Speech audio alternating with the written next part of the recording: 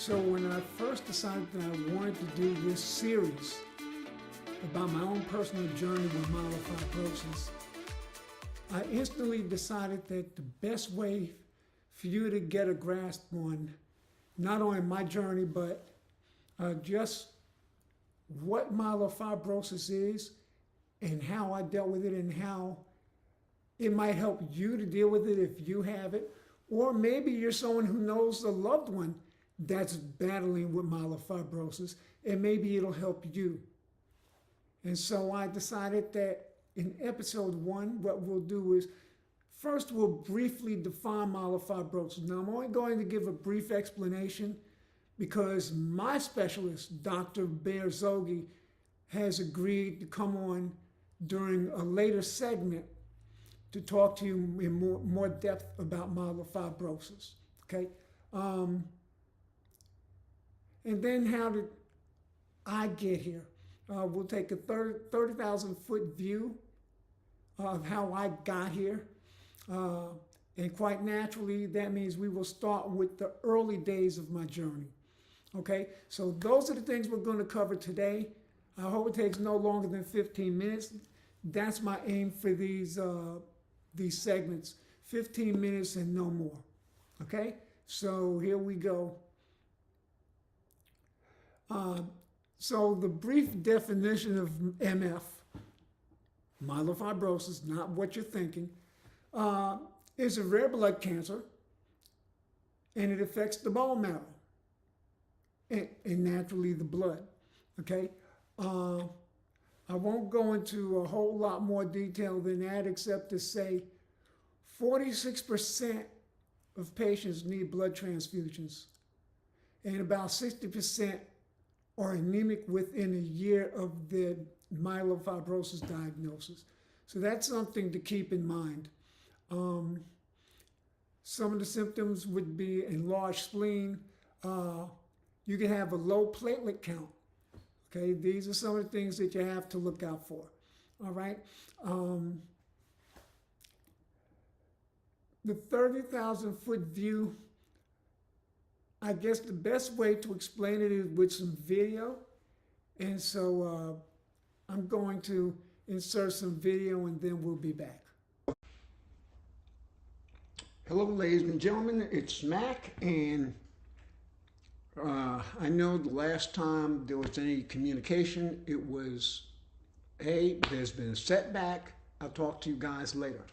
And I guess in some ways I have to apologize, excuse me, for the short abruptness, but I was supposed to go into the hospital, as you all probably remember, on November 8th. I had a final set of tests on November 7th. The last box I had to check off didn't go so well. I tested positive for COVID. Needless to say, that knocked me out the box. You may have heard me coughing, may have heard me wheezing, you may have heard me, for the better part of a few weeks, still coughing a little, but I'm past the contagious stage. But, I'm doing better. I'm doing better.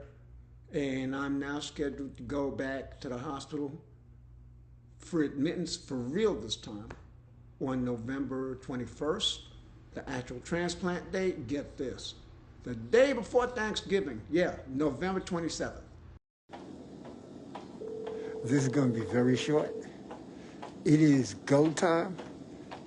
I arrived at the hospital. Everything's good, and now I'm just waiting for them to tell me my room number. Hey gang, it's Mac, and as you can see, I am laying somewhat comfortably in my hospital bed.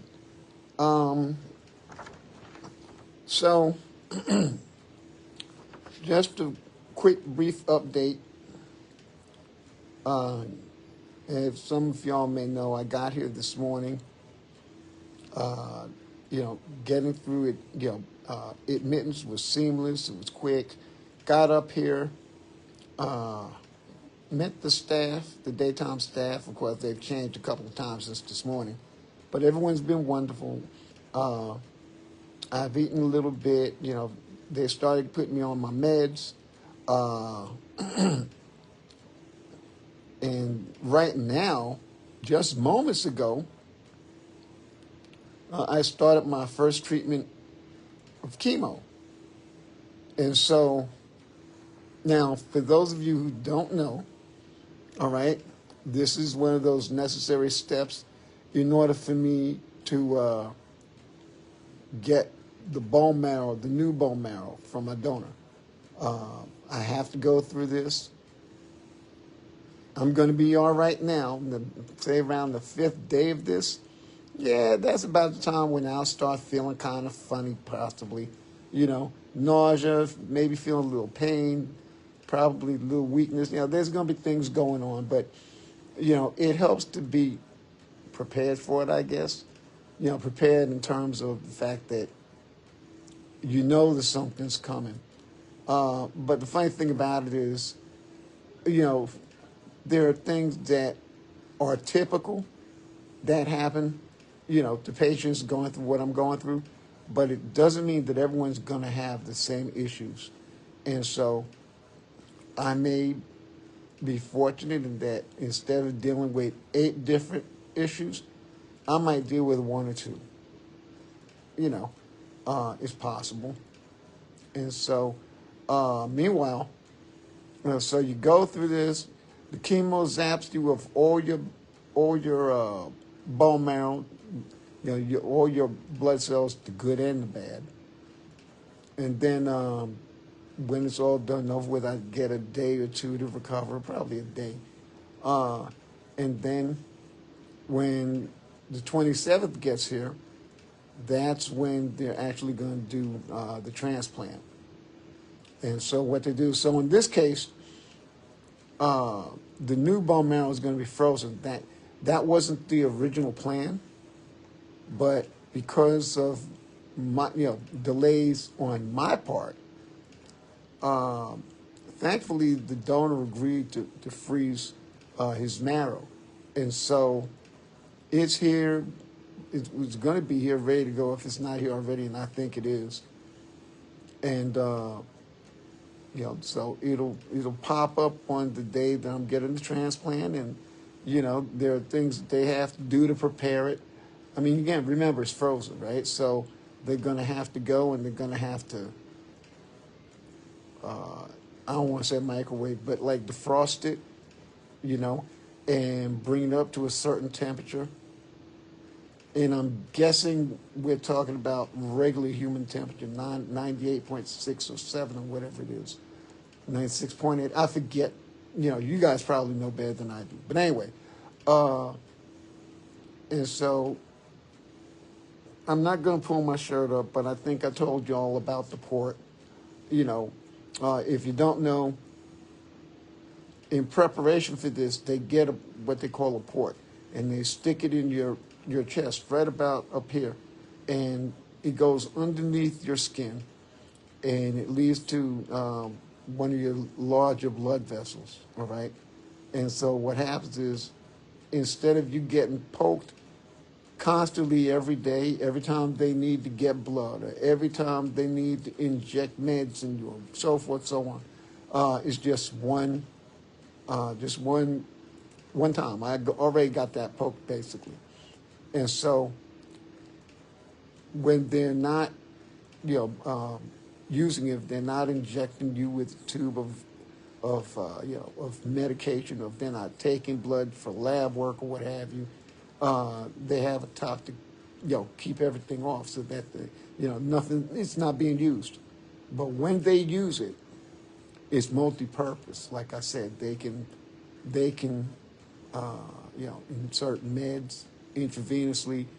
They can, take blood for labs. They can do all these different things, including inject the new bone marrow. And so that's why that's there. And I don't know, trying. I don't know. I really want to say cue the burlesque music, but you could see a little bit. That's the port, all right. Well, that's the outside of the port. The port is further up, and I don't know if I'm going to be able to. But y'all are going to have to take my word for it. But anyway, so that's what's going on. Gabrielle, I see you. How are you? And so that's where things sit right now. I feel good. You know, a couple of people have asked me today how I feel. And the first words that come to mind are thankful and grateful. You know, I mean, who wants to go to the hospital, right? But the way I feel about it is this is the beginning of my healing. This is the beginning of my getting better. You know, those with, you know, who have these transplants, they refer to the day that they have the transplant as their rebirth day. So my rebirth day would be the 27th, November 27th. That's when they're going to do the transplant. And a lot of people celebrate their rebirth day too.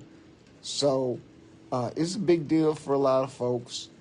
I mean, I haven't been through this, so I don't know how I'm going to react to it. You know, I'm not, you know, into a whole lot of the rah-rah sort of thing, but, you know, I mean, I don't know how I'm going to react to it. I have no idea. But in any event, I'm just grateful that I'm here, that I have this opportunity to heal, get better, hopefully inspire a few people along the way, maybe, you know, and just go ahead and get this done so I can get on with my life. That's what I've been saying. I want to do this so I can get on with my life. So that's really it. That's really it, you know. And we started this at about 10. It's almost 10:10 now, and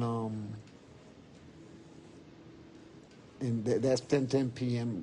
Central Time. And so yeah, so that's really it. So I just wanted to give y'all a quick update.